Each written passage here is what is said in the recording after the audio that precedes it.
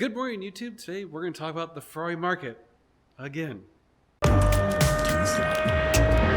you recording all of the nefarious activities? If you're new to the channel, my name is Dan, and yes, we're going to talk about the Ferrari market again because I can't believe I have to say this, but it's changed dramatically since the last video we talked about the Ferrari market, which was a month ago, and it's changing that rapidly. So I guess we're going to have to talk about it again. So real quick, you know the drill. Like, share, and subscribe. Hit the notification bell. More importantly, check out normalguysupercar.com for parts and services and ngsupercars.com, our dealership website. If you'd like to get on our list of interested clients for cars that we have that we're buying, go to ngsc.me/thelist. Give us your information, and we'll let you know when we have cool cars that might be of interest to you. So, yeah, the Ferrari market. All right, before we get into it, story time. I have a friend. And I know that's, we're starting off with a shocker there. Oh my God, I have a friend. And he is one of the fortunate individuals who is on the Ferrari Special Cars invite list. He gets the phone call and he gets to choose the cool shit. Okay, he has one hell of a collection. I am very, very jealous. Someday I'll go see some of his cars and maybe even take a ride in some of them, and it will be glorious. But anyway, earlier this week, I got a phone call from him. And he's like, hey, Dan, I got to ask you something. What the fuck's up with the Ferrari market? Is this for real? And I'm like, yeah, it is. It's hard to believe because the last time we did a video, we were like, wow, the values have gone up a pretty good amount. And a month later, we're like, wow, the values have gone up another pretty good amount. And people have asked, is stuff actually transacting? And the answer is, yeah, it is. So, okay, there's two major camps that have different beliefs on why this is happening, and I'll tell you the one I think is not correct and the one I think is correct, although I think they both have some influence. So one of it is people say, hey, it's the K economy. This is the upper end of the K. These are the people that are doing well, so they have lots of money, and they keep doing better, so they're buying physical assets. And I think that's partially true. I do think that people who are doing well are doing very well, and they have excess money and they want to invest it, although it's a car. They want to put it into physical assets beyond just investing in Wall Street and stocks and whatever. And I think these cars have proven to be reasonably good assets, sort of. Don't buy cars for investments, please. But anyway, the other reason, which I think has more to do with it, is Ferrari keeps making shit. The new cars suck. No one likes the new stuff.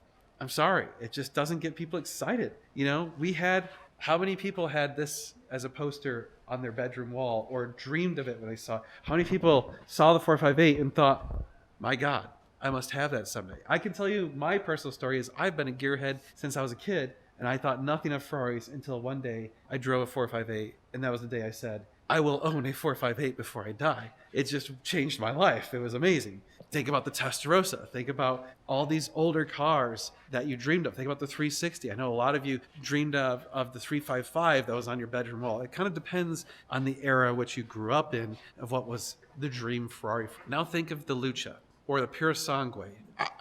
No one's going to have that on their bedroom wall. No one's going to be like, oh my God, I want that car. And I hate to say it, but even stuff like the 296, they're very cool, but I don't think it has the same energy about it. It doesn't have the same enthusiasm. Same with the SF90. The hybrid cars just don't get people as excited. I think there's still some excitement for the turbo cars because Ferrari does have a history of throwing turbos in cars, F40, 288 GTO, etc. So yeah, those at least have been a thing. Hybrids, I guess they're still so new that we don't know how they're going to stand the test of time. But currently, the market has been very punishing to those cars. No one is willing to fork out the big money for the hybrid Ferraris. They are depreciating very, very, very quickly. So you've got the new stuff all dropping like bombs. No one really wants it, except for the SP3. Why is the SP3 skyrocketing? I mean, talk about, you think anything in here has gone up in value a lot? The SP3s, this is that same friend of ours that has an SP3. I can't remember exactly how much we paid for it, but let's just say it's somewhere between $3 and $4 million. Very high spec, very nice car. This was a year ago. He called me and said he declined an $8 million offer. He'd only owned the car for like a year at that point. Think about that. In a year, you're more than doubling your money. Okay. He called me up again last week. We chatted, and he didn't get an offer, but another SP3 that's not even as good a spec as his just sold for $14 million. He is theoretically up plus $10 million on a car in only 2 to 3 years. So the SP3 is this anomaly in the current new stuff. And obviously the exception to that is the specialty cars. Specialty cars just do what specialty cars do. They appreciate. So Speciales, Pistas, F12 TDF, all those. But again, those are a little bit older. But there's a lot of speculation that the 296 Speciale, or whatever they're calling it now, I can't remember, that might actually do very well. The SF90XX is probably going to do very well since it's actually a road legal car. So that's pretty cool. But those are the rarities, not the norm, right? And again, SP3 is a halo car. It's kind of one of the ultimates. But think about that. Because that car is naturally aspirated, it's beautiful, all that stuff, it is super, super, super high desirability. Back to the main point. Is the market actually doing this? Is it actually selling? Yeah. I mean, our experience, our personal experience so far has been, and this is weird to say, is we keep questioning if we're increasing our prices quick enough to keep pace with the market. And I feel like an asshole saying that. I really do. But every time we get a car, we've sold it for more than we thought the car was worth recently. And they sell like that. So pretty much every Ferrari we've gotten for the last 2 to 3 months has sold in less than 5 days. It's crazy. And I should say that's once we say the car is available, because we have some cars that we purposely didn't market as available because we wanted to do some work on them. And those cars did sit around longer than that. But the cars that we actually are marketing or putting out to the list are lasting hours, worst case scenario, days. So, I mean, that 360, we bought it 2 months ago, which it took 2 months to get here from Hawaii. But that's the craziest thing about that. In that 2 months, we bought it, we knew we were going to make some money on it, but we didn't think we were going to do that great on it. And by the time it got here 2 months later, we're like, holy shit, this is going to sell for way more money than we thought. And we kind of got lucky because we bought it back when it was even much cheaper. Like, it's crazy. So in the current market, if you're one of those people who have been sitting on the sidelines thinking, oh, I'll get in when the market cools down, I don't think it's going to happen. And this is why. A lot of people are saying, it's fever pitch, it's a bubble, things are come crashing down. And yeah, the economy as a whole could crash. That's totally a thing that happens. If it does, yes, I think it will affect the values of these cars. But I don't think we're going to see the car values go back to low values or pre-COVID values or any of that stuff anymore. It just isn't going to happen. So let's say the economy does crash. These cars aren't being made again. So that comes back to my point of these are the cars people want. These are cars that I want. These are cars that all of us traditional gearheads want. Naturally aspirated, manual transmission, less computer intervention, more driver engagement, more emotion, more excitement when driving. Beautiful. Look at the lines on them. The modern stuff's all angular and sharp and kind of like overdoing it. And no one wants to deal with the hybrid system because no one knows what's going to happen. I mean, if the law Ferrari is an example, those batteries have to be replaced every 10-ish years or whatever it is, and they're $400,000. Let's assume the 296 batteries are 1/4 that price, even if it's $100,000, which I think they could be more than that. Do you want to own that car when its batteries go out? Do you want to spend $200,000-$300,000 on a car that needs $100,000 part every decade? No, it's not going to happen.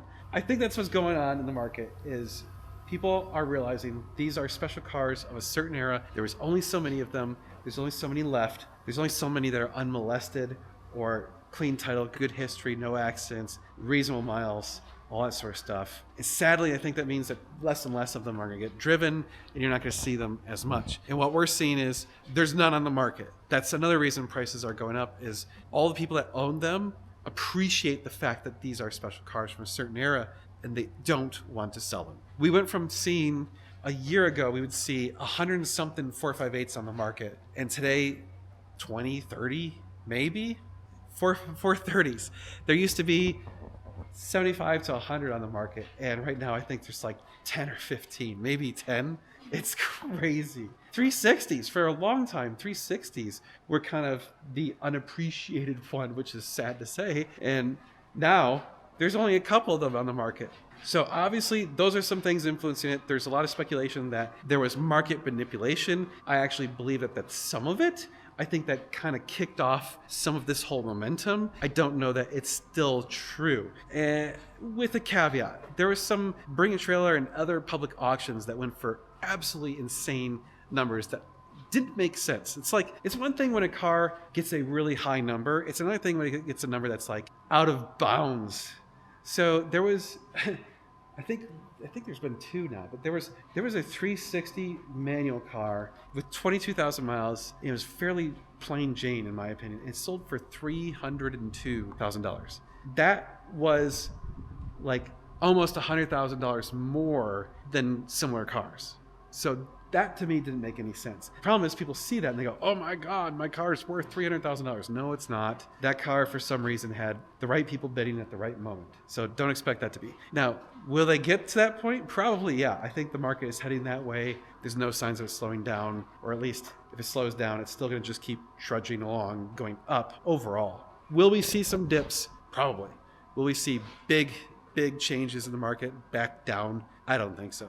I think it's going up, and it's going to keep going up for the most part with some waviness, but generally speaking, the line is trending up. That's where it is. That's where the Ferrari market is, which is actually a problem for us because it makes it harder to buy cars because there's nothing available, and it makes it harder for us because it ties up so much more of our capital to even acquire the cars. So it's actually not good. It's a problem for us. It is a problem for us. I kind of wish they weren't that expensive. It makes our life easier. I can buy more cars for the same amount of money when they're cheaper, which makes it better for me, right?